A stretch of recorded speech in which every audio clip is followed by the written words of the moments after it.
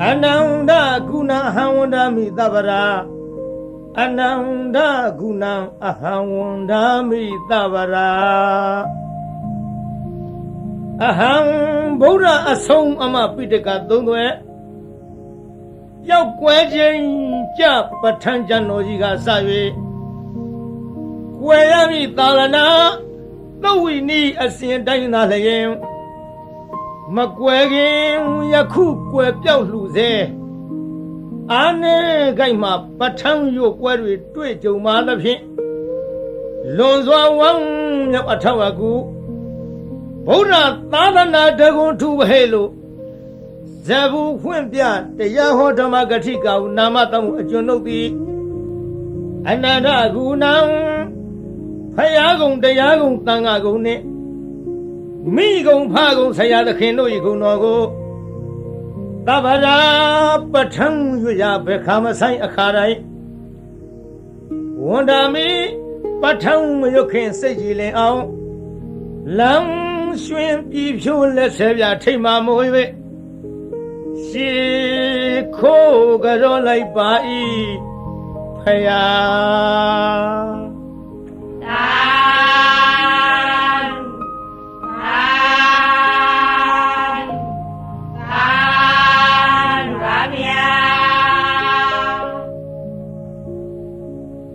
Namo Tassa Bhagavato Arahato Sammasambuddhassa Hedu Pisayo Aramana Pisayo Adhipari Pisayo Anandara Pisayo Dhamanandara Pisayo Dahazada Pisayo Inyamyinya Pisayo Nidya Pisayo Upanidya Pisayo Urezada Pisayo Pisazada Pisayo Adivana Pisayo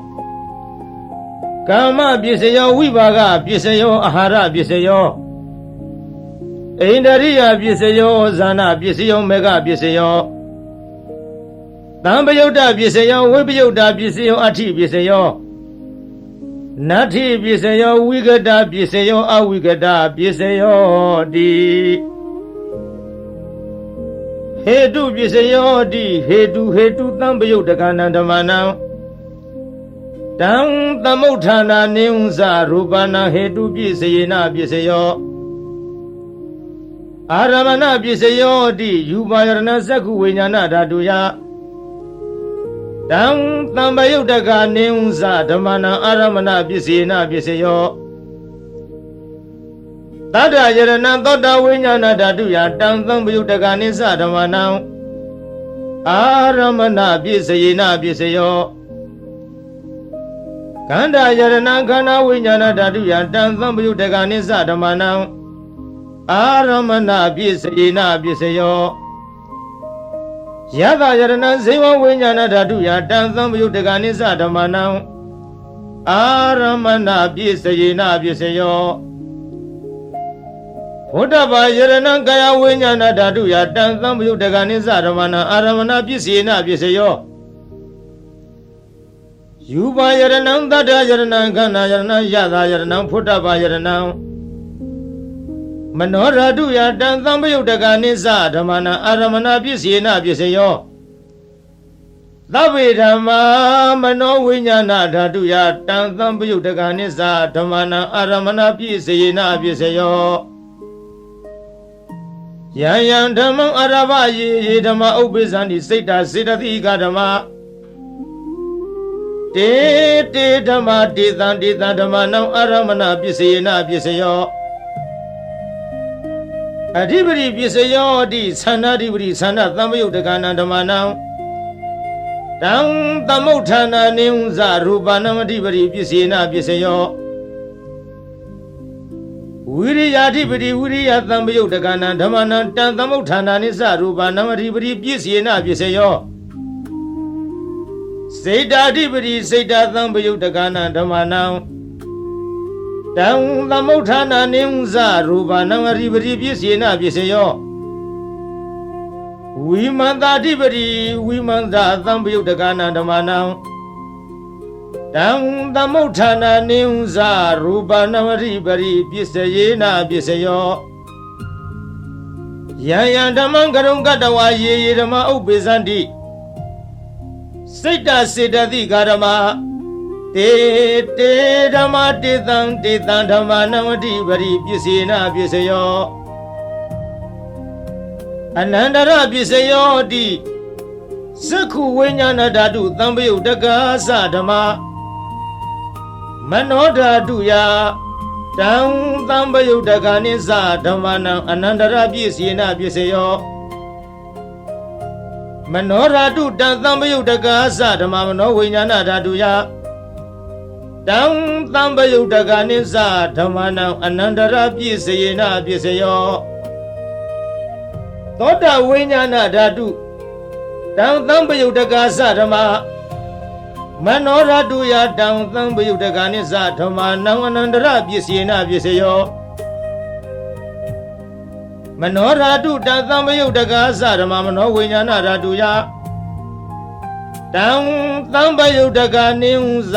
ဓမ္မနံအနန္တရပစ္စေနပစ္စယောဂာနဝိညာဏဓာတုတံသံပယုတ်တက္ကသဓမ္မမနောဓာတုယတံသံပယုတ်တက္ကနိသဓမ္မနံအနန္တရပစ္စေနပစ္စယောမနောဓာတုတံသံပယုတ်တက္ကသဓမ္မမနောဝိညာဏဓာတုယတံသံပယုတ်တက္ကနိသဓမ္မနံအနန္တရပစ္စေနပစ္စယောဇေဝဝိညာဏဓာတုတံသံပယုတ်တက္ကသဓမ္မမနောဓာတုယတံသံပယုတ်တက္ကနိသဓမ္မနံအနန္တရပစ္စေနပစ္စယောမနောဓာတုတံသံပယုတ်တက္ကသဓမ္မမနောဝိညာဏဓာတုယတံသံပယုတ်တက္ကနိသဓမ္မနံအနန္တရပစ္စေနပစ္စယော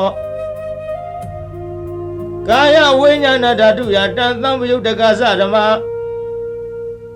မနောဓာတုယတံသံပယုတ်တက္ကနိသဓမ္မနံအနန္တရပစ္စေနပစ္စယော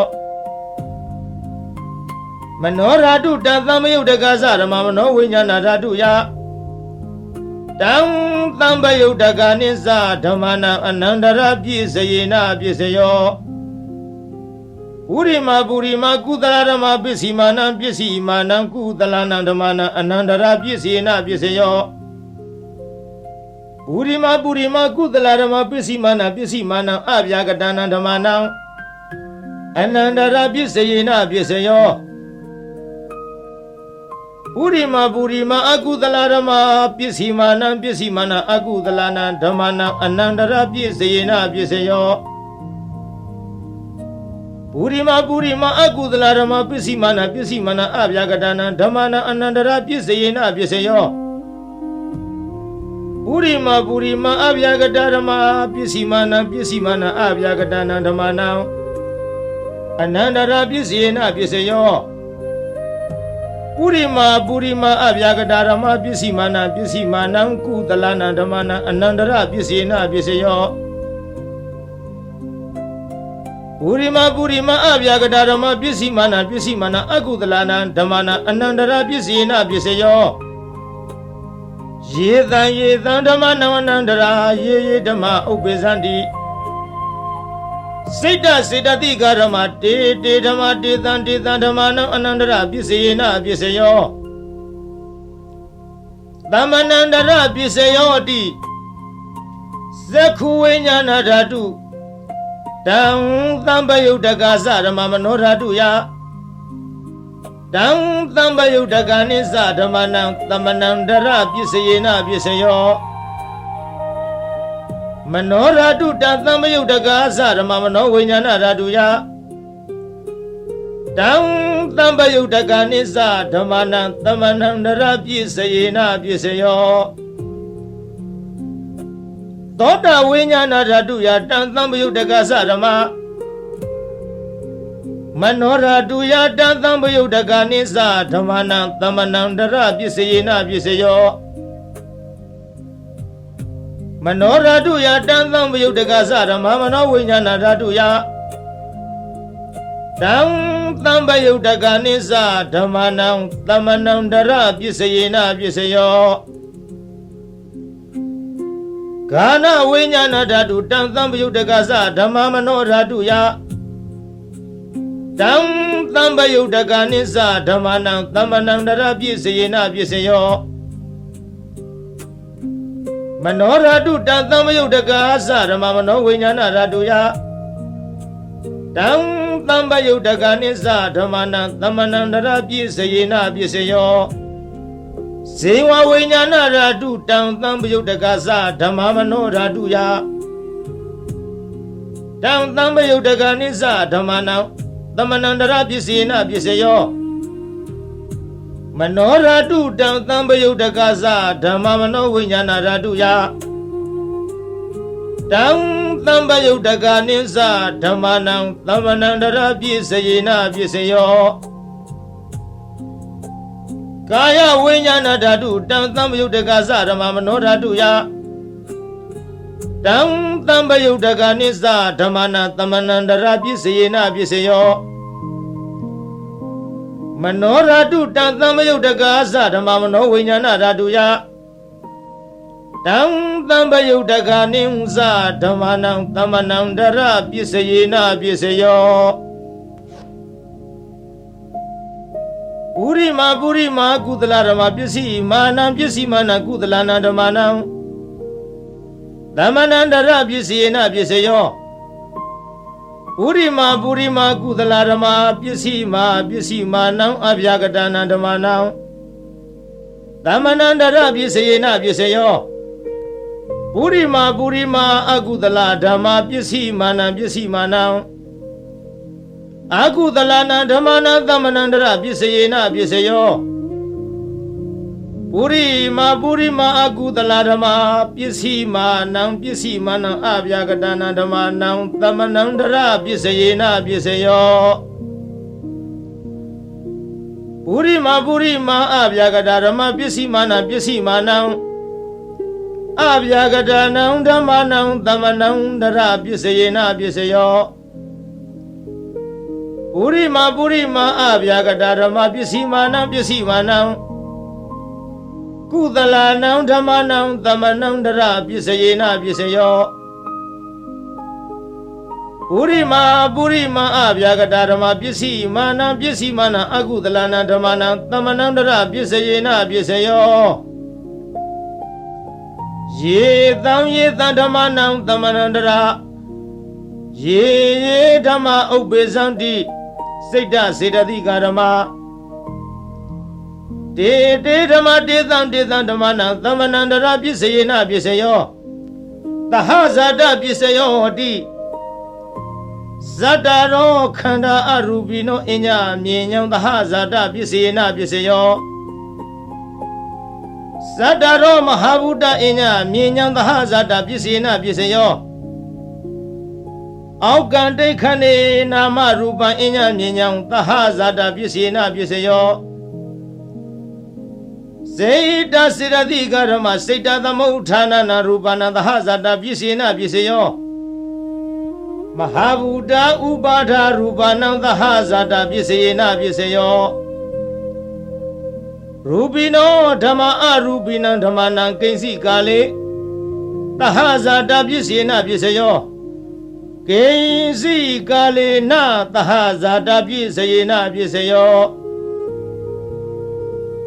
အညမြညာပြည့်စယောဟောတိဇတ္တရောခန္ဓာအရူပိနောအညမြညာပြည့်စယေနပြည့်စယောဇတ္တရောမဟာဗုဒ္ဓအညမြညာပြည့်စယေနပြည့်စယောအောကံဒိဋ္ဌနေနာမရူပံအညမြညာပြည့်စယေနပြည့်စယောနေတယပြည့်စယောတိဇတ္တရောခန္ဓာအရူပိနောအညမြညာနေတယပြည့်စယေနပြည့်စယောဇတ္တရောမဟာဗုဒ္ဓအညမြညာနေတယပြည့်စယေနပြည့်စယောအောကံဒိဋ္ဌနေနာမရူပံအညမြညာနေတယပြည့်စယေနပြည့်စယောစေတစေတသိကာရမစိတ်တသမုဋ္ဌာနနာရူပနံနေတယပြည့်စယေနပြည့်စယောမဟာဗုဒ္ဓဥပါဒရူပနံနေတယပြည့်စယေနပြည့်စယောသက္ခာယရဏံသက္ခုဝိညာဏဓာတုယတံသံပယုတ်တကနိစ္စဓမ္မနံနေတယပြည့်စယေနပြည့်စယော သောတာယရဏံသောတာဝိညာဏဓာတုယတံသံပယုတ်တကနိသဓမ္မာနံနိတယပစ္စေနပစ္စယောခန္ဓာယရဏံခန္ဓာဝိညာဏဓာတုယတံသံပယုတ်တကနိသဓမ္မာနံနိတယပစ္စေနပစ္စယောဇိဝယရဏံဇိဝဝိညာဏဓာတုယတံသံပယုတ်တကနိသဓမ္မာနံနိတယပစ္စေနပစ္စယောကာယယရဏံကာယဝိညာဏဓာတုယတံသံပယုတ်တကနိသဓမ္မာနံနိတယပစ္စယေနပစ္စယောယရူပနိတယမနောဓာတုသမနောဝိညာဏဓာတုသဝတ္တန္တိတံရူပမနောဓာတုယာသမနောဝိညာဏဓာတုယာသတံသံပယုတ်တကနိသဓမ္မာနံနိတယပစ္စယေနပစ္စယောဥပနိတယပစ္စယောဟောတိပုရိမကုသလဓမ္မယစ္စည်းမာနံကုသလနံဓမ္မာနံဥပနိတယပစ္စယေနပစ္စယောပုရိမကုသလဓမ္မယစ္စည်းမာနံအကုသလနံဓမ္မာနံကေသင်္စီဥပနိတယပစ္စယေနပစ္စယောပုရိမကုသလဓမ္မပစ္စည်းမာနံအဗျာကတာနံဓမ္မာနံဥပနိတယပစ္စယေနပစ္စယောပုရိမအကုသလဓမ္မပစ္စည်းမာနံအကုသလနံဓမ္မာနံဥပနိတယပစ္စယေနပစ္စယောပုရိမအကုသလဓမ္မပစ္စည်းမာနံအကုသလနံဓမ္မာနံကေသင်္စီဥပနိတယပစ္စယေနပစ္စယောပုရိမအကုသလဓမ္မပစ္စည်းမာနံအဗျာကတာနံဓမ္မာနံဥပနိတယပစ္စယေနပစ္စယောပုရိမအဗျာကတာဓမ္မပစ္စည်းမာနံအဗျာကတာနံဓမ္မာနံဥပနိတယပစ္စယေနပစ္စယောပုရိမအဗျာကတာဓမ္မပစ္စည်းမာနံအကုသလနံဓမ္မာနံဥပနိတယပစ္စယေနပစ္စယောပုရိမအဗျာကတာဓမ္မပစ္စည်းမာနံအကုသလနံဓမ္မာနံဥပနိတယပစ္စယေနပစ္စယောဥရုဘောဇနမိဥပနိတယပစ္စယေနပစ္စယောပုဂ္ဂလောပိဥပနိတယပစ္စယေနပစ္စယောသေနာသနံပိဥပနိတယပစ္စယေနပစ္စယောပုရိဇာတပစ္စယောဟောတိသက္ခာယရဏသက္ခုဝိညာဏဓာတုယတံသံပယုတ်တကနိသဓမ္မာနံပုရိဇာတပစ္စယေနပစ္စယောသောတာယရဏံသောတာဝိညာဏဓာတုယတံသံပယုတ်တကနိသဓမ္မာနံပုရိဇာတပစ္စယေနပစ္စယောကာနာယရဏံကာနာဝိညာဏဓာတုယတံသံပယုတ်တကနိသဓမ္မာနံပုရိဇာတပစ္စယေနပစ္စယောဇိဝယရဏံဇိဝဝိညာဏဓာတုယတံသံပယုတ်တကနိသဓမ္မာနံပုရိဇာတပစ္စယေနပစ္စယောကာယယရဏံကာယဝိညာဏဓာတုယတံသံပယုတ်တကနိသဓမ္မာနံပုရိဇာတပစ္စယေနပစ္စယောယူပါယရဏသက္ခုဝိညာဏဓာတုယတံသံပယုတ်တကနိသဓမ္မာနံပုရိဇာတပစ္စယေနပစ္စယောတတ္ထာယရဏံသောတာဝိညာဏဓာတုယတံသံပယုတ်တကနိသဓမ္မာနံပုရိဇာတပစ္စယေနပစ္စယောခန္ဓာယရဏံခန္ဓာဝိညာဏဓာတုယတံသံပယုတ်တကနိသဓမ္မာနံပုရိဇာတပစ္စေနပစ္စယောယတာယရဏံဇေဝဝိညာဏဓာတုယတံသံပယုတ်တကနိသဓမ္မာနံပုရိဇာတပစ္စေနပစ္စယော Putaba Yaranam Kaya Winyana Raduya Dam Tambayo Daganimsa Damanam Purizada Bisina Bisayo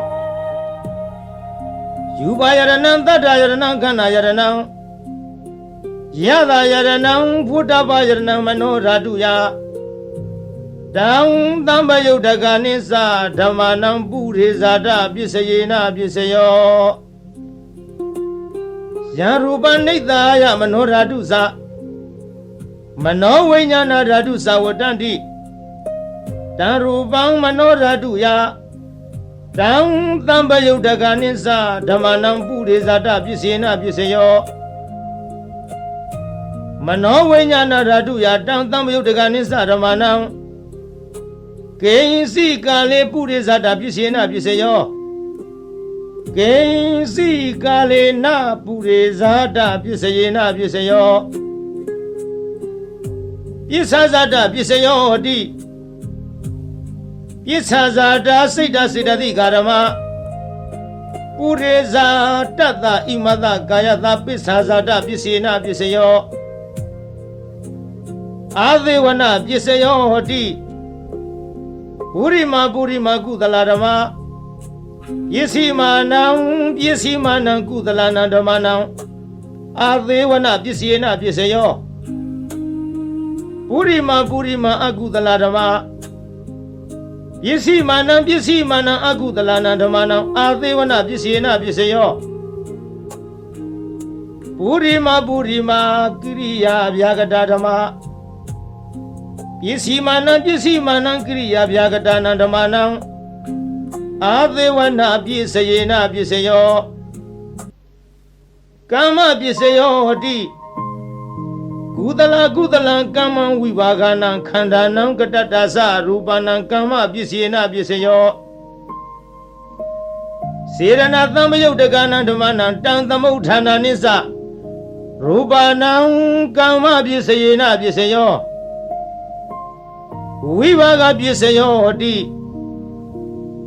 Vivaga Sataro Kana Arubino Enya Minyam Vivaga Bisina Bisayo Ahara Bisayo Di Kabali Karo Aharo Imata Kayata Ahara Bisina Bisayo Arubino Ahara Tambayo Dagana Damana Tam Tamotana Neunza Rubana Ahara Bisina Bisayo Ainariya Bisayo Di Secondariya Seku Winyana Raduya Dam Tambayo Daganisa Damana Ainariya Bisayena Bisayo Thought Ainariya Thoda Winyana Raduya Dam Tambayo Daganisa Damana Ainariya Bisayena Bisayo Ganainariya Gana Winyana Raduya Dam Tambayo Daganisa Damana Ainariya Bisayena Bisayo Zehwainariya Zehwa Winyana Raduya Dam Tambayo Daganisa Damana Ainariya Bisayena Bisayo Kaindariya Kaya Winyana Raduya Dam Tambayo Daganisa Damana Ainariya Bisayena Bisayo Rupa Ziwi Tendariya Katata Rupana Indariya Bisayena Bisayo Arubino Indariya Tambayo Dagana Damana Dam Tamotana Neunza Rupana Indariya Bisayena Bisayo Zana Bisayo Di Zanengani Zana Tambayo Dagana Damana Dam Tamotana Neunza Rupana Zana Bisayena Bisayo Mega Bisayo Di Megingani Mega Tambayo Dagana Damana Dam Tamotana Neunza Rupana Mega Bisayena Bisayo Tambayo Da Bisayo Di Sataro Kana Arubino Enya Minyam Tambayo Da Bisayena Bisayo Vibayo Da Bisayo Di Rupino Dhamma Arupina Dhammanam Vipayuddha Pisayena Pisayo Arupino Dhamma Rupina Dhammanam Vipayuddha Pisayena Pisayo Ati Pisayo Di Sadaro Khana Arupino Enya Mienya Ati Pisayena Pisayo Sadaro Mahabuddha Enya Mienya Ati Pisayena Pisayo Aukan Dekhane Nama Rupa Enya Mienya Ati Pisayena Pisayo Seta Siddhati Karama Seta Dhammauthana Rupa Nam Ati Pisayena Pisayo Mahabuddha Upada Rupa Nam Ati Pisayena Pisayo Sakha Yarana Sakhu Vijnana Raduya Tantambayuddhaka Nihunsa Dhammanam Ati Pisayena Pisayo Tota Yarana Tota Vijnana Raduya Tantambayuddhaka Nihunsa Dhammanam Ati Pisayena Pisayo Kana Yarana Kana Vijnana Raduya Tantambayuddhaka Nihunsa Dhammanam Ati Pisayena Pisayo Zewa Yarana Zewa Vijnana Raduya Tantambayuddhaka Nihunsa Dhammanam Ati Pisayena Pisayo Kaya Yarana Kaya Vijnana Raduya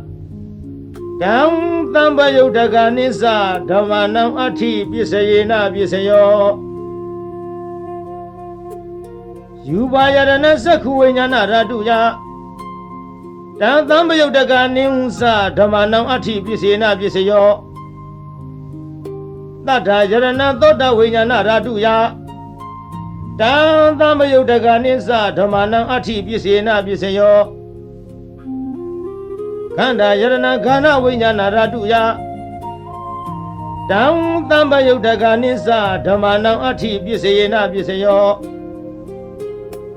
Yada Yarana Zewa Vijnana Raduya Tantambayuddhaka Nihunsa Dhammanam Ati Pisayena Pisayo Buddhava Yarana Kaya Vijnana Raduya Tantambayuddhaka Nihunsa Dhammanam Ati Pisayena Pisayo Yuva Yarana Tata Yarana Khana Yarana Yada Yarana Buddhava Yarana Mano Raduya Tantambayuddhaka Nihunsa Dhammanam Ati Pisayena Pisayo Yarupa Nidaya Mano Radusa Mano Vijnana Radusa Uddanti Tarupa Mano Raduyasa Mano Vijnana Raduyasa Tantambayuddhaka Nihunsa Dhammanam Ati Pisayena Pisayo Nati Pisayo Di Dhammanandara Nirodha Seta Siddhati Karama Pato Pananam Seta Siddhati Kanadavanam Nati Pisayena Pisayo Vigata Pisayo Di Dhammanandara Vigata Seta Siddhati Karama Pato Pananam Seta Siddhati Kanadavanam Vigata Pisayena Pisayo Avigata Pisayo Di Sadaro Khanda Arupino Enya Mienya Avigata Pisayena Pisayo Sadaro Mahabuddha Enya Mienya Avigata Pisayena Pisayo Aukan Dekhane Nama Rupa Enya Mienya Avigata Pisayena Pisayo Seta Siddhati Karama Seta Dhammauthana Rupa Nam Avigata Pisayena Pisayo Mahabuddha Upada Rupana Avigata Pisayena Pisayo Sakha Yarana Sakhu Vijnana Raduya Tantambayuddhaka Nihunsa Dhammanam Avigata Pisayena Pisayo Tota Yarana Tota Vijnana Raduya Tantambayuddhaka Nihunsa Dhammanam Avigata Pisayena Pisayo Khana Yarana Khana Vijnana Raduya Tantambayuddhaka Nihunsa Dhammanam Avigata Pisayena Pisayo Zewa Yarana Zewa Vijnana Raduya တံသံပယုတ်တကနိစ္စဓမ္မာနံအဝိကတပစ္စေနပစ္စယောကာယယရဏံကာယဝိညာဏဓာတုယတံသံပယုတ်တကနိစ္စဓမ္မာနံအဝိကတပစ္စေနပစ္စယောယူပါယရဏသက္ခုဝိညာဏဓာတုယတံသံပယုတ်တကနိစ္စဓမ္မာနံအဝိကတပစ္စေနပစ္စယောတတ္တယရဏံသောတဝိညာဏဓာတုယတံသံပယုတ်တကနိဝသဓမ္မာနံအဝိကတပစ္စယေနပစ္စယောကန္တာယရဏံခန္ဓာဝိညာဏဓာတုယတံသံပယုတ်တကနိဝသဓမ္မာနံအဝိကတပစ္စယေနပစ္စယောယတာယရဏံဇေဝဝိညာဏဓာတုယတံသံပယုတ်တကနိဝသဓမ္မာနံအဝိကတပစ္စေနပစ္စယောဖုဒ္ဓဘာယရဏံကာယဝိညာဏဓာတုယတံသံပယုတ်တကနိစ္စဓမ္မာနံအဝိကတပစ္စေနပစ္စယောယူပါယရဏံတတ္တယရဏံခန္ဓာယရဏံယတာယရဏံဖုဒ္ဓဘာယရဏံမနောဓာတုယတံသံပယုတ်တကနိစ္စဓမ္မာနံအဝိကတပစ္စေနပစ္စယောယံရူပနိတ္တာယမနောဓာတုသမနောဝိညာဏဓာတုသဝတ္တန္တိတံရူပမနောဓာတုယာသမနောဝိညာဏဓာတုယာသတံသံပယုတ်တကနိစ္စဓမ္မာနံအဝိကတပစ္စယေနပစ္စယောသာ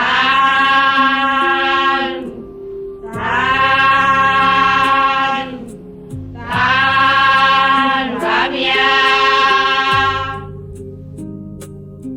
မာရယခံကလသောရံစိတ်စမနိသသစ္စကံနာကံပကံစီနောစီနိဟောတုမေဇယမင်္ဂလံဇီနောအောင်လူရကတို့ဤအထွတ်တမုတ်ဥဆောင်အခေါင်ဖုံးမြတ်မြတ်ဖရာသည်မာရိစာဂိရိမေခလာဆင်းရဏကိုလျင်စွာတက်စီပလင်ဤဝဲလေကြီးမိုးကြီးပြဘူးမိနှင့်မောင်ကြီးတရံတလှမကျွန်းပြခခွန်လျက်အချင်းသိဋ္ဌပလင်းမြတ်မှအမြန်ထလောစိမြညိုလွင်မောရီပင်နှင့်ပလင်းတော်ကထင်အရှားပင်သင်္ကာမဆိုင်ငါလာပိုက်ဟုဆွဲကိုင်းလက်နဲ့ရက်စင်မဲ့ဖြင့်အောင်ထဲဝရန်သောညာအောင်အတောင်ဟိကျွေးမရင်ကြည်သည်ယံဘေတသိမာနမင်းကို၎င်းယခိစာဓမ္မောလှမောမိဒီမိုးကိုရွာဖြိုးသုံးချရမိကြသို့ဒေါသပြင်းထန်ငါပိမ္မာမှအမြန်ထွယ်သွားနေရအာသည်တရားကင်ကွာအလာဝကတေဇထံပြင်းဘလူမင်းကို၎င်းကစီစာအစွဲထဲချွေရဲ့မွန်လျက်အလုံးဆိုညအမုံရ၍ရှင်จิตနေသုံးလူမင်းကိုအတင်းအကြဝိညာဉ်ပြောင်းထိုးသအငါရှေ့ရှုလာသည်နာလာဂီရီတောင်ရှိနီနီဆင်မြောင်ကြီးကို၎င်းစောရေစာတဟုံဒီဖြင့်ခရီးဝေကွာသုံးယူဇနာကိုလက်ရည်စွာပြည့်စွန်တော်မြိန်နာငါလူဖောင်းလက်ဖြတ်သေုံသတ်၍နန်းရကကြောမွေးမဲ့တော်ကိုမြင်းသောစိုက်စိုက်ထားဖြင့်လိုက်၍မဂိတ်ထွတ်တင်သုံးလူရှင်ကိုအသင်ရှောင်ဝေးဘဲကြောင့်ပြေဟုဒါရီပြကသတ်မိလာသည်လုံးစွာဆိုပြီးအင်္ဂုလိခေါ်တခိုးကြောကို၎င်းစိတ်သမနိစ္စအလုံးကောက်ကြည့်ဒိဋ္ဌိညစ်တို့ အပြစ်ရှာကြောင့်မကောင်းညာဖြင့်စီမံဆုံးမြတ်စေလွတ်လပ်၍ပရိသတ်ထဲအရှက်ကွဲအောင်ဆွဆွဲရစွာစိတ်စမဟုပညာခေါ်ထုံမိမ့်မယုတ်ကို၎င်းသစ္စာကိစ္စမစင်မဖြူဒိဋ္ဌိယူဖြင့်မြည်သူကိုမျှမချပဲဝါဒချင်းပြိုင်သူကနိုင်အောင်အနိုင်လွှမ်းမိုးအယူဆိုသည်ဒိဋ္ဌိမျိုးမိုက်သစ္စာကပရပိုက်ကို၎င်းနာဂိဇာဒေါသလွှမ်းမိုးမြဲဆောင်ထိုးကအယိုးကြည်မွမွဲပြကြအောင်တေဇထံပြင်းနန္ဒောပနန္ဒနဂမင်းကို၎င်းဘကိစဉ္ညမြင်ကင်းကွာအတ္တသာဟုမိစ္ဆာလွှမ်းမိုးအယူဆိုသည်တခိုးအယောင်ထိန်ပြောင်ကြီးညီဘကအမည်ရှိတဲ့မြမကြီးကို၎င်းအဇီနီဒိဋ္ဌိကိုချဒေါသကိုပဲမန်းစွဲကိုချိုးသရပြုတ်လျက်ရှေ့ခိုးတုတ်ကွာပြပြကြအောင်ဆုံးမသွန်သင်အောင်ဝဲဝင်တော်မူလေပြီဧတေနသစ္စာဝိဇေနထိုသို့ဘုရားရှင်ဤမြတ်ရှင်ဖုံဖုံကျေးဇူးကုန်ကိုကြည်ယုံမယွင်းနှလုံးသွင်းလျက်အောင်ခြင်းရှိချက်ဂုဏ်တော်နဲ့ကိုနှုတ်မြဖော်ကြားဆိုလိုက်ရတဲ့သစ္စာစကားကြောင့်မေတ္တိတော်အားဇယမင်္ဂလံနှဖြာတွင်းပြင်ဖေးရန်စင်လျက်လောအေသန္တာဟူသမျှသည်ပြေဝဆုံးစွာဆုံးတော်ရာသို့အောင်ရအောင်မှုအောင်ကြောင့်ပြုသည်အောင်စုယရဏအောင်မြင်ခြင်းအဖျားပြသည်ဟောတုစင်စစ်မသွေဖြည့်ကြည်ဖြစ်ပါစေတည်းသာ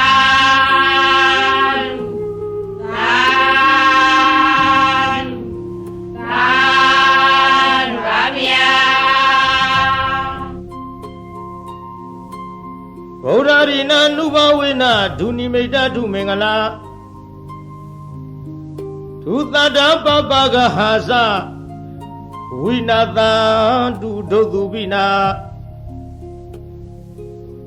ဣဒဌာနေဣယယတုအာဂတနာမနောပုဘင်းစောအစင်းနှင့်ကြည်ရွှင်ဟရိယရောက်လာကြကုန်သောတေတုံမကံမြတ်စွာနှုတ်ကပပရိမြတ်ကိုချင်းကယုံကြည်ခိုးမိညွတ်ပြောင်းတင်သူတော်ကောင်းတို့ဤဧဇတိကဘာဟိရေသူကိုရင်းကိုဘာနဌာနတို့၌ဒုနိမိတ်တာသာဇနီးတပေါင်းစွတ်တဲ့ရောက်နှင့်ချထောင်ပြဝဖွလင်းတာဂျိုးဆိုးသမျှငဲ့တွန်းတဲ့တရိษံဝင်းပြန်ခိုးအိမ်မကောင်းသောတိတ်နမိတ်တို့သည်၎င်းသူမင်္ဂလာစားကျက်တဲ့ဖြင့်သိမ့်တဲ့မိန်၍အရှိန်မလင်းအဆင်းဆိုပုတ်ရုပ်ရုပ်ညို့ညို့အမျိုးအမီအကြီးအသွင်းမကြည်လင်အောင်ကြာမြင်တွေ့လာမကောင်းသောမင်္ဂလာတို့သည်၎င်းသူသာရဇလံဆိုးရွံ့ထိတ်စိတ်မသန့်ဝဲကြဲကြဲလောင်လောင်ထက်ခေါင်အိမ်မိုးဝင်ထိုးကြောတန်ငှက်တရန်တို့ဤဆိုးသွမ်းသောအတန်တို့သည်၎င်းပပကဟာစာဂျိုနေဂျိုပန်းစံလက်ကြနှင့်ညွန်းနွမ်းဆိုးရုပ်ဆုံးဘုကဝေတစေမင်းသာမာရယာရဲ့ခရတရမြုပ်အနှုတ်အဖွဲအဆွဲအလံအကြံအနုပြူသမျှမကောင်းသောအလုံးလာပယောဂါတို့သည်၎င်းဒုက္ခဘိနာဇံအသက်ဦးနှုတ်ရိုက်ပုတ်ချီနှောင်း Gayong galang yang ujui puswe subwe Mani the puedo imadu di lagaw Urarina phaya asa Dhamatanga yarnaru I Anubawe na dagu shin somidaro anuboro jaw Winatandu mami masa aniyato Makamachin we ang queen we King Silwin Biang Maya Wizwa Kwa di da pshija vazi gondari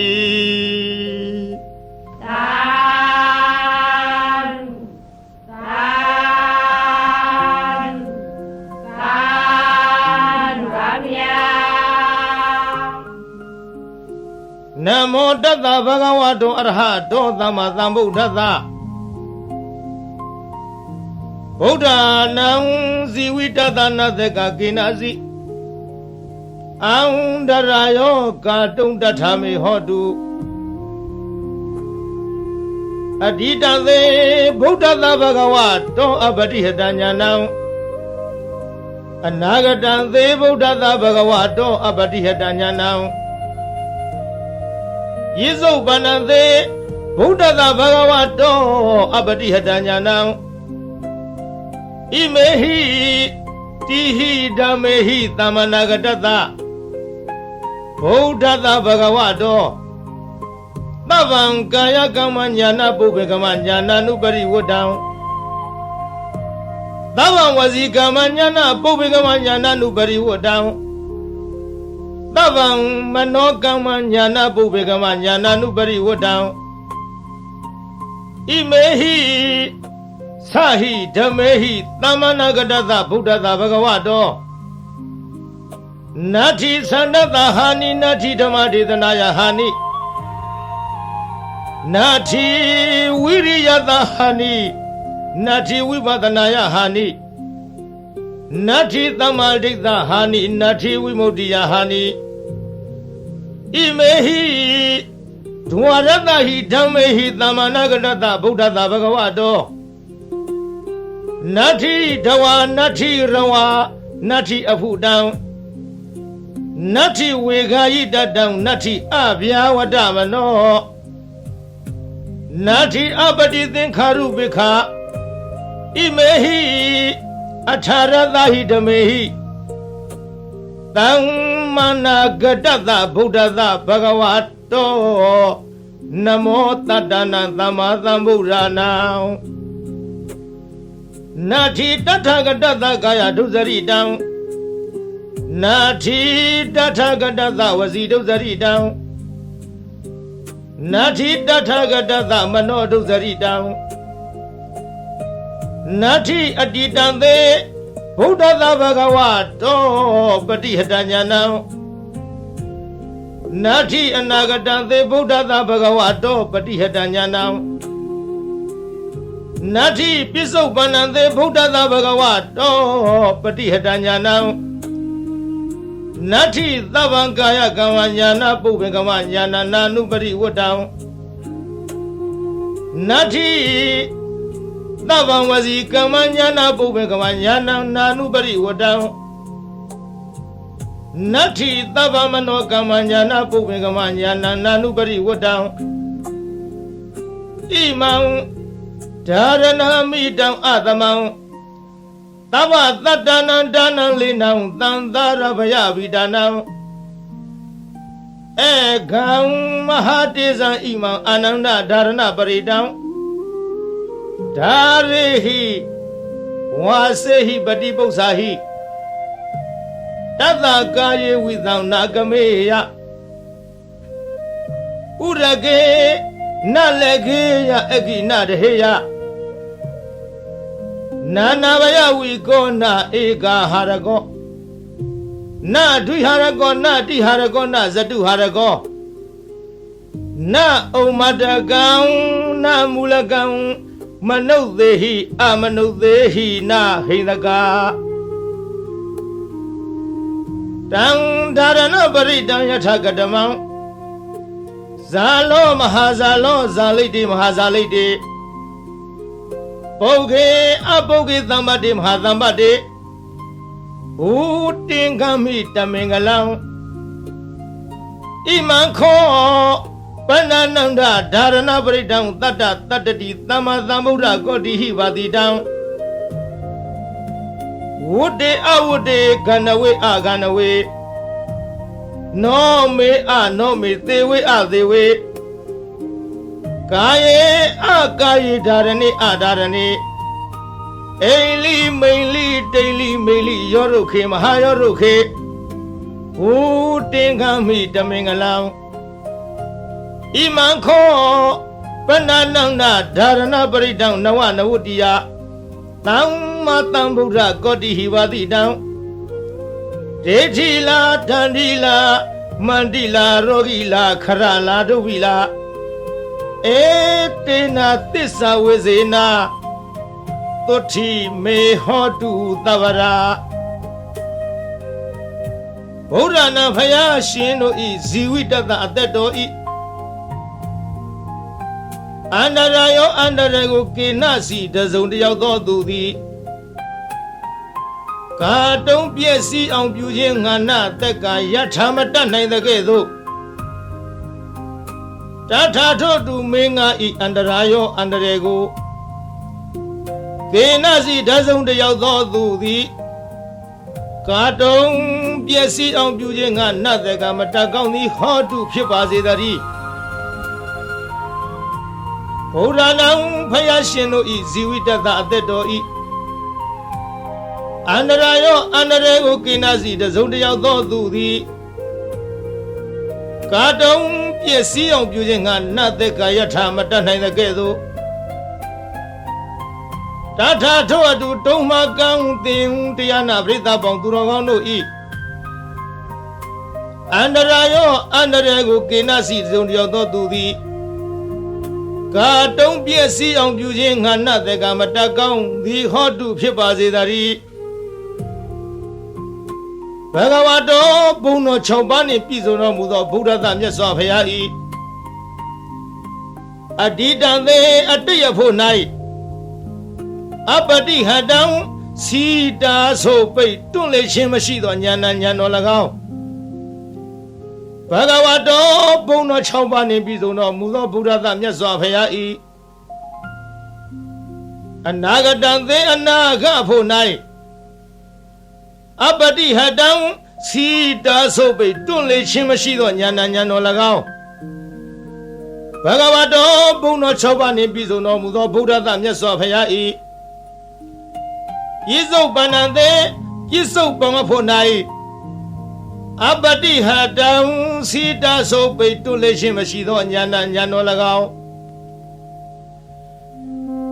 တိဟိသုံးပါးကုန်သောဣမေဓမေဟိဤ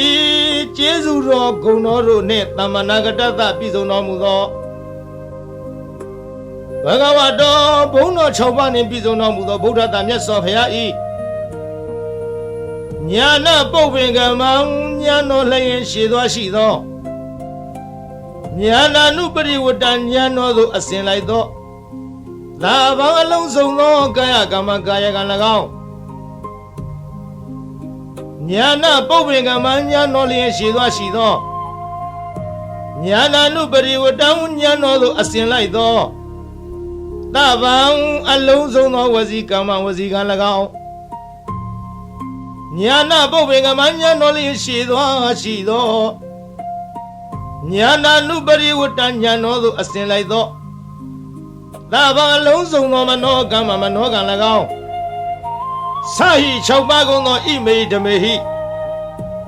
ဤကုံကျေးဇူးတော်တို့နှင့်သမ္မာနာဂတတပြည့်စုံတော်မူသောဘဂဝါတော်ဘုံတော်6ပါးနှင့်ပြည့်စုံတော်မူသောဗုဒ္ဓသမြတ်စွာဘုရားအားသန္တတသန္တရောဤဟာနိရုပ်လျော်ခြင်းသည်နတ္ထိမရှိဓမ္မဒေသနာယတရားဟောခြင်း၌ဟာနိရုပ်လျော်ခြင်းသည်နတ္ထိမရှိဝိရိယသာဝိရိယရောဤဟာနိရုပ်လျော့ခြင်းသည်နတ္ထိမရှိဝိပဿနာယဝိပဿနာဉာဏ်တော်ဤဟာနိရုပ်လျော့ခြင်းသည်နတ္ထိမရှိ မာရိသသမารိတော်ဤဟာနိယုတ်လျော့ခြင်းသည်နတ္ထိမရှိဝိမု ക്തി ယအရဟတဖို့ချောင်းသာဤဟာနိယုတ်လျော့ခြင်းသည်နတ္ထိမရှိဒွါရသဟိ12ပါးကုန်သောဣမိဓမေဟိဤကုံကျေးဇူးတော်တို့နှင့်သမဏဂတတပြည့်စုံတော်မူသောဘဂဝတောဘုန်းတော်6ပါးနှင့်ပြည့်စုံတော်မူသောဗုဒ္ဓသာမြတ်စွာဘုရားအားတဝါရေမြူးခြင်းသည်နတ္ထိမရှိရဝါအချွတ်အချော်ပြောဆိုခြင်းသည်နတ္ထိမရှိအဘုဒ္ဓဉာဏ်တော်ဖြင့်မတွေ့ထီသောတရားသည်နတ္ထိမရှိဝေဂာယိတတဉာဏ်တော်နှင့်မဆင်ញင်မဲ့အစောတလျင်ပြုမိခြင်း၏အဖြစ်သည်နတ္ထိမရှိအဗျာဝတ္တမနောကြောင့်ညာမဲ့သောနှလုံးတော်သည်နတ္ထိမရှိအပတိသင်္ခါရုပိခအဆင်ញင်ကင်း၍ဥပေက္ခရှုခြင်းသည်နတ္ထိမရှိအထာရသဟိ18ပါးကုန်သောဣမေဟိဓမ္မေဟိဤကုံကျေးဇူးတော်တို့နှင့်သမဏဂတတပြည့်စုံတော်မူသောဘဂဝတောဘုန်းတော်6ပါးနှင့်ပြည့်စုံတော်မူသောဗုဒ္ဓသမြတ်စွာဘုရားအားနမောရှိခိုးပါ၏တတ္တနံခုနစုကုံသောသမ္မာသမ္ဗုဒ္ဓနာဝိပတိတိခေဝိတ္တဘူစာသောဘုရားရှင်တို့အားနမောရှိခိုးပါ၏တထာဂတသာဝိပတိယဆရှိသောရှေးဘုရားတို့ကဲ့သို့လာခြင်းကောင်းတော်မူသောမြတ်စွာဘုရားအား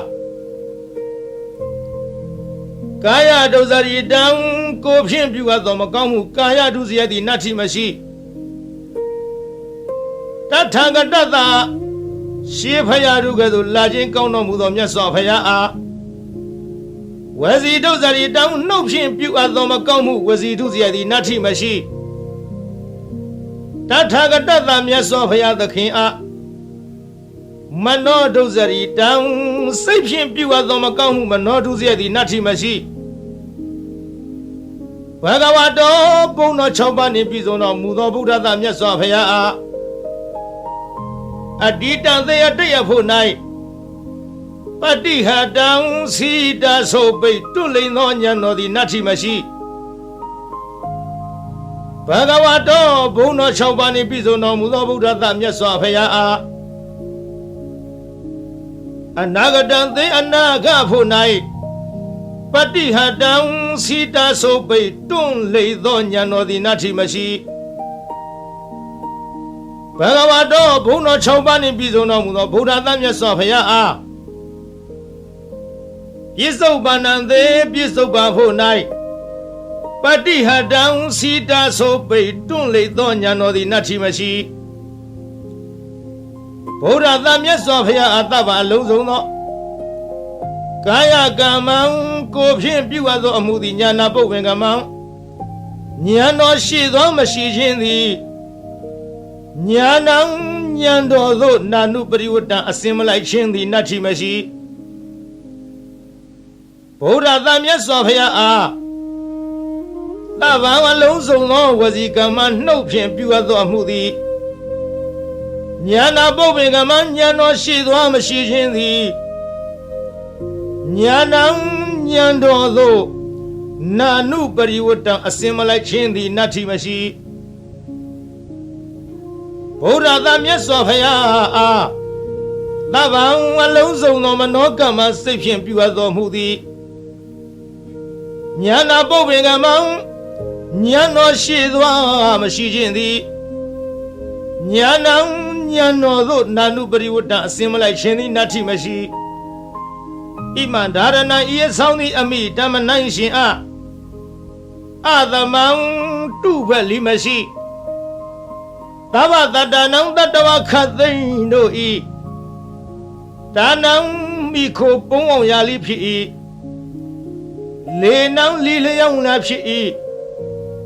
အာနန္ဒจิตသာအာနန္ဒတန္တရဘယဗိဒါနံတံတယဘေကိုကြောက်ကုန်သောသူတို့ဤအကံအထုအမြတ်ဖြစ်သောမဟာတေဇံကြည်သောတကုတေဇောရှိသောဣမံဒါရဏပရိဒံဤဒါရဏပရိတ်တော်ကို ဒါရိဟိဆောင်ထားလော့ဝါစေဟိသင်ပေးပို့ချလော့ပရိပု္ပ္ပစာဟိစီစစ်မင်းမြန်းလော့တတ္တထုဒါရဏပရိတ်ကိုဆောင်ထားချပေးစစ်ဆေးတော်သူဤကာယေကို၌ဝိတံစိတ်သည်နာကမေယမကြရောက်ရာဥရကေယေ၌နလက်ကေယမညိတွယ်မနှင့်မွန်ရာအဂိမီသည်နာတဟေယမလောင်ရာ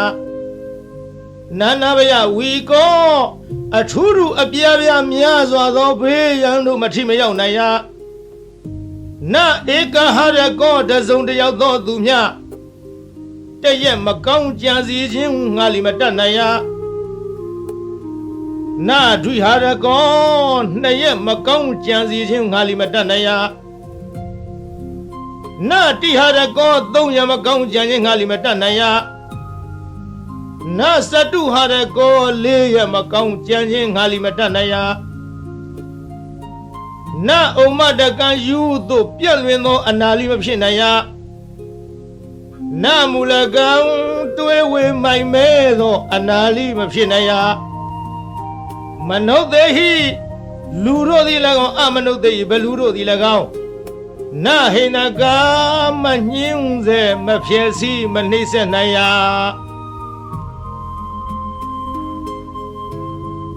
တံဒါရဏပရိတံထိုဒါရဏပရိတ်တော်သည်ယထကတမံအဘနိဟုမူကားဇာလောကဘာတသိမ့်လောင်သောအခါထွက်သောနေ90ဤ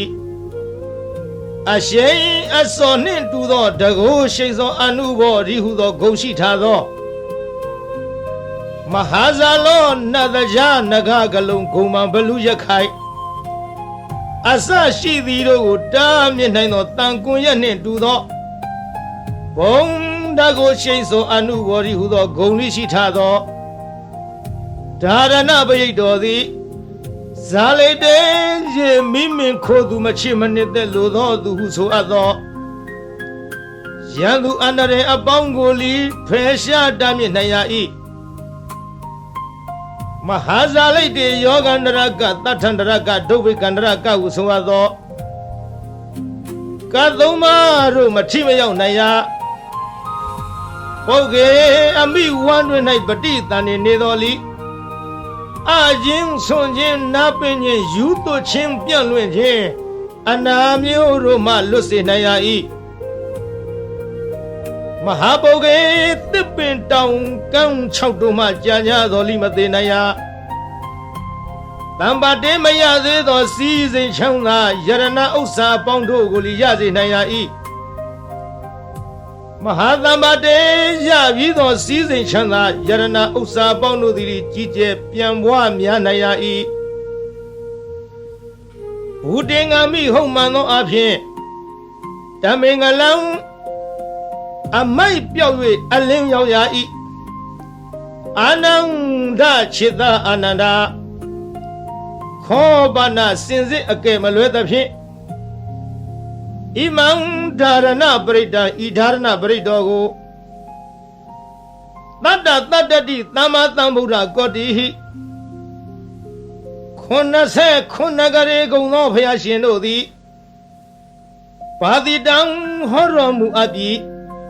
ဝတ္တေကောင်းသောအကျိုးနေရှင်ရာ၏အဝတ္တေမကောင်းသောအကျိုးနေမရှင်ရာကန္တဝေကောင်းသောတရားအရသာအနတ်မျိုးကိုဆောင်ရ၏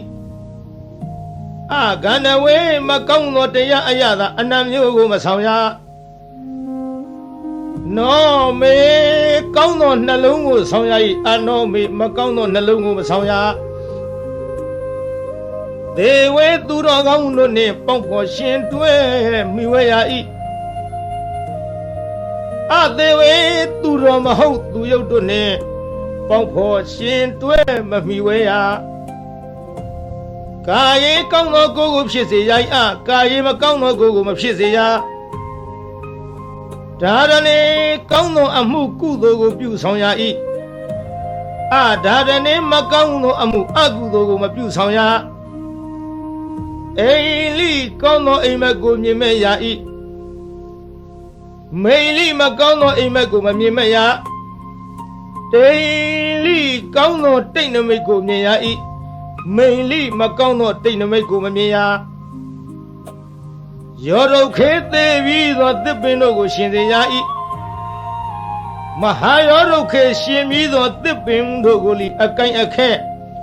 အရွက်အလက်နှင့်ပြည်စုံစေရ၏ဟူတင်ငါမီဟုံမှန်သောအဖြစ်ဓမင်ကလံအမိုက်ပြောက်၍အလင်းရောက်ရ၏အာနန္ဒชิตအာနန္ဒာခောပနာစင်စစ်အကယ်မလွဲသဖြင့်ဣမံဓာရဏပရိတံဤဓာရဏပရိတောကိုနဝနဝုတ္တိယသမ္မာသမ္ဗုဒ္ဓကောတိဟိ69ကရေကုံသောဘုရားရှင်တို့သည်ဘာတိတန်ဟောတော်မူအပ်ပြီးဒေထီလာမကောင်းသဖြင့်ကြံသောသူတို့၏အကြံစီကိုလည်းသိမြင်နိုင်ရ၏တန်ဒီလာဓာလံလေးလက်နဲ့လေးမြမိပေါင်းအမျက်ဝဆရှိသောဘေးတို့ကိုလည်းမထင်မရောက်နိုင်ရမန္တိလာမန္တရာဂါထာအင်းအိုင်တို့သည်လိထမျက်နိုင်ရ၏ရောဂီလာရောဂအန္တရာယ်မျိုးတို့ကိုလည်းပယ်ဖြောက်နိုင်ရ၏ခရလာခံရခဲ့သောရုပ်ပြက်ဆင်းပြက်ယောဂါတို့မဆွဲကနိုင်ဒုဗီလာကျွနှင်းတုတ်ထားခြင်းလက်ထိတ်ခတ်ထားခြင်းထောင်သွင်းအကျဉ်းချထားခြင်းပြုညာသောလီလွတ်နိုင်ရ၏ဣတိဤသို့ဗုဒ္ဓဗုဒ္ဓ၏ဖယားစုသူတို့သည်ဗာတိတံဤမြလောက်အကျိုးရှိ၏ဟုဟောတော်မူခဲ့၏ဧတေနသစ္စာဝိဇေနဓာရဏပရိတောတကူသည်ဤမြလောက်အကျိုးရှိနိုင်သည်ဆိုသောစကားသည်မှန်ကန်သောကြောင့်သဗ္ဗရာခခသိမ့်မေကျွန်းတို့အား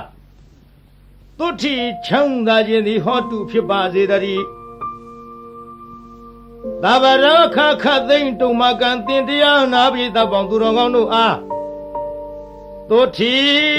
လူလီကြမ်းမှစိတ်လီချမ်းသာဘေးပရာပပစ္စည်းဥစ္စာကျွဲဝသည်ဟောတုဖြစ်ပါစေတည်း